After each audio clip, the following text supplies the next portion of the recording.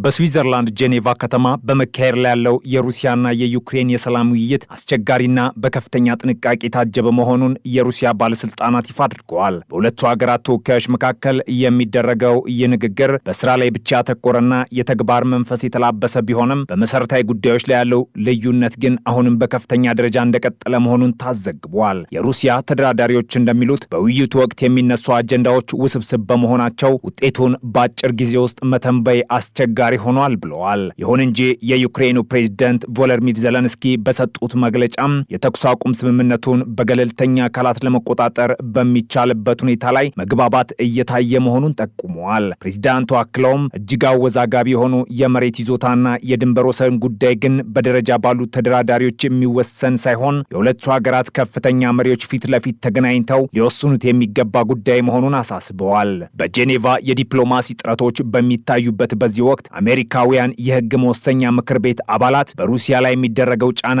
ይበልጥ እንዲጠነክር ጥሪ አቅርበዋል። በዩክሬን ዋና ከተማ ኬቭ ጉብኝት ያደረገው የሴናተሮች ልዑክ ሩሲያ ወደ ድርድር ጠረጴዛ የመጣቸው ድርድሩን እንደ ጊዜ መግዣ ለመጠቀም ሊሆን ይችላል የሚል ጥርጣሬን በማንሳት ጥንቃቄ ሊደረግ እንደሚገባ አሳስበዋል። ሴናተሮቹ እንደገለጹት ሩሲያ ጦርነቱን እንድታቆም ለማስገደድ በንግግር ብቻ መወሰን ሳይሆን ዩክሬን ተጨማሪ ዘመናዊ ጦር መሳሪያዎች እንዲደርሷትና በሞስኮ ላይ ጣለው ማዕቀብ እንዲጠናከር ማድረግ ለሰላሙ ሂደት ዋስትና የሚሰጥ ተግባር ነው ማለታቸውም ተዘግቧል። ይህ የአሜሪካ ባለስልጣናት አቋም ሩሲያ ወደ እውነተኛ ሰላም የምትመጣው ጫናው ሲበረታባት ብቻ ነው የሚል እምነት በምዕራባውያን ዘንድ መኖሩን የሚያረጋግጥ ሆኗል ሲል ሞስኮ ታይምስ ዘግቧል። በሌላ በኩል የሰሜን አትላንቲክ ጦር ቃል ኪዳን ድርጅት ኔቶ ዋና ጸሐፊ ማርክ ሩቶ ጦርነቱ በሩሲያ ላይ እያደረሰ ያለው ጉዳት እጅግ ከፍተኛ መሆኑን ገልጸዋል። እንደ ሩቶ ትንታኔ የዩክሬን ጦርነት ለሩሲያ አስጊ የሆነ የመጣና ሀገሪቱን እያዳከመ ያለ ክስተት ነው ብለዋል።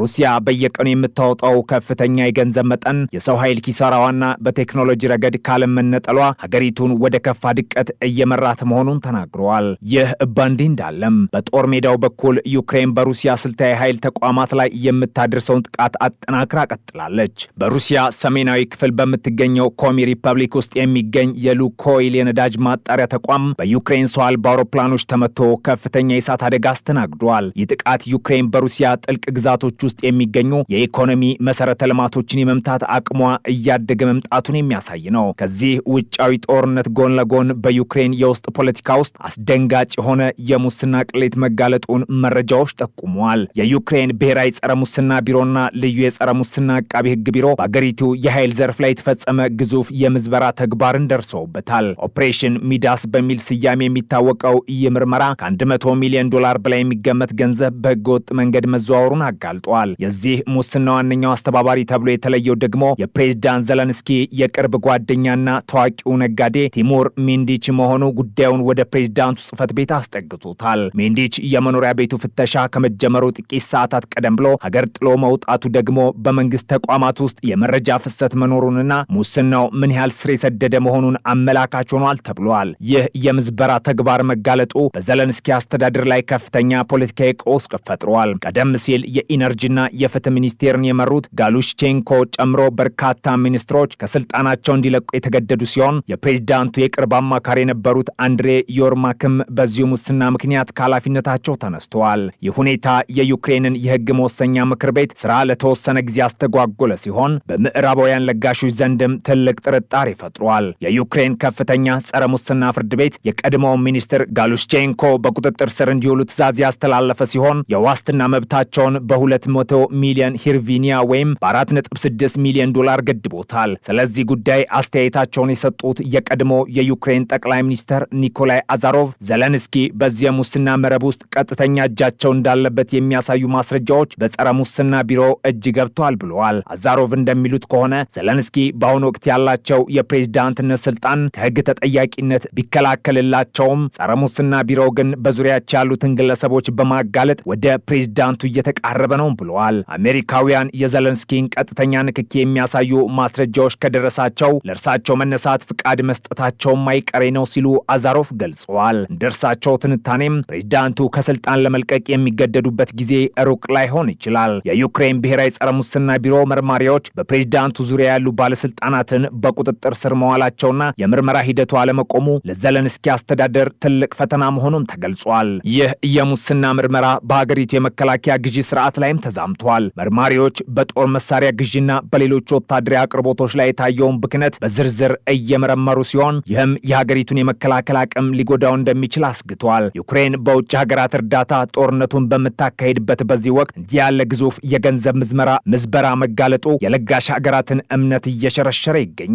የኪየቭ መንግስት የውስጥ አሰራሩን ለማጽዳት ቃል ቢገባም በተግባር ግን የሚታዩ ክስተቶች ስርዓቱ በጥቅም ትስስር የተተበተበ መሆኑን ያሳያል። የፕሬዝዳንት ዘለንስኪ የቅርብ ጓደኛ የሆኑት ቲሙር ሚንዲች የዚህ ሁሉ ሴራ አስተባባሪ ተብለው መጠቆማቸው ደግሞ የሙስናው ሰንሰለት እስከ ፕሬዝዳንቱ ቤተሰብ ድረስ ሊዘልቅ እንደሚችል ጥርጣሬዎችን አሳድጓል። በጄኔቫ የሚደረገው የሰላም ውይይት እነዚህን የውስጥ ችግሮች ወደ ጎን በማለት ውጤት ለማምጣት ቢሞክርም የዩክሬን የውስጥ ፖለቲካ መናጋት ግን ተደራዳሪዎቹን በጠንካራ አቋም እንዳይቆሙ ሊያደርጋቸው ይችላል። ሩሲያ ይህንን የዩክሬንን የውስጥ ድካም ለራሷ ስልታዊ ጥቅም ልትጠቀምበት እንደምትችል ተንታኞች አስጠነቅቃሉ።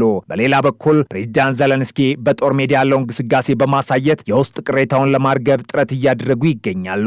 ይሁን እንጂ የጸረ ሙስና ቢሮ የሚያወጣቸው አዳዲስ መረጃዎች የፕሬዝዳንቱን ተቀባይነት በየቀኑ እየፈተኑት ነው። የዩክሬን ሕዝብ ለሀገሩ ነጻነት መስዋዕትነት እየከፈለ ባለበት በዚህ ወቅት የመንግስት ባለስልጣናት በህገወጥ የገንዘብ ዝውውር መካፈላቸው ከፍተኛ ቁጣን ቀስቅሷል። በስዊዘርላንድ የሚደረገው የሰላም ንግግር ለጦርነቱ መቋጫ ይፈልጋል ተብሎ ቢጠበቅም በኪየቭ የሚሰማው የሙስና ዜናና በሩሲያ የነዳጅ ማጣሪያዎች ላይ የሚነደው እሳት ግን የሰላሙ መንገድ ገና ብዙ መሰናክሎች እንዳሉበት ያረጋግጣል። ሩሲያ በጦርነቱ ምክንያት እየተዳከመች መሆኗ ቢገለጽም ዩክሬንም ቢሆን በውስጣዊ ስንጥቆችና በስልጣን ብልሹነት እየተፈተነች ትገኛለች። የፕሬዝዳንት ዘለንስኪ ቀጣይ ጠፈንታም በጦር ሜዳው በሚመዘገብ ድል ብቻ ሳይሆን በአገር ውስጥ ያለውን ብልሹ አሰራር በማጽዳት ረገድ በሚያሳዩት ቁርጠኝነት ላይም እየተመሰረተ ይሆናል። ዓለም አቀፉ ማህበረሰብ አሁንም ትኩረቱን በጄኔቫው የድርድር ጠረጴዛ ላይ ቢያደርግም በስተጀርባ የሚሰሙት የፍንዳታና የፖለቲካ ሴራ ድምጾች ግን ሁኔታው እጅግ ውስብስብ መሆኑን ይመሰክራሉ። የሩሲያና የዩክሬን ጦርነት 1453ኛ ቀኑን ሲያጠናቅቅ የታሪክ መዝገብ የሚያሰፍረው ስለ ዲፕሎማሲያዊ ጥረት ብቻ ሳይሆን ስለ ሰው ልጅ ስቃይ፣ ስለ ቴክኖሎጂ አውዳሚነትና ስለ ስልጣን ብልሹነትም ጭምር ነው። በጄኔቫው ጠረጴዛ ላይ የሚቀመጡት ተደራዳሪዎች በሚጥሏቸው ነጥቦች ላይ የሚወሰነው ውሳኔም ምናልባትም የዚህን ትውልድ ትልቁን የታሪክ ምዕራፍ የሚዘጋ ወይም ደግሞ ወደ ባሰ ጥፋት የሚያምራም ይሆናል። እስከዚያው ግን በምስራቅ አውሮፓ ሰማይ ስር የሚሰማው የሰው አልባ አውሮፕላኖች ጩኸትና በዲፕሎማሲው ኮሪደሮች የሚታየው ውጥረት እንደቀጠለ ነው። የዓለም አይን አሁንም በጄኔቫና ኪየቭ ተተክሏል። ዩክሬን ለሉዓላዊነቷ፣ ሩሲያ ለስልታዊ በላይነቷ፣ ዘለንስኪ ደግሞ ለፖለቲካ ህልውናቸው የሚያደርጉት ትግል አሁንም ፍጻሜውን አላገኘም። የሰላሙ ጭላንጭል መቼ ወደ እውነተኛ ብርሃን እንደሚቀየር ጊዜ የሚመልሰው ጥያቄ ሆኖ ቀጥሏል። በኮሚ ሪፐብሊክ የሚገኘው የሉኬል የነዳጅ ማጣሪያ ተቋም በሰው አልባ አውሮፕላኖች መመታቱ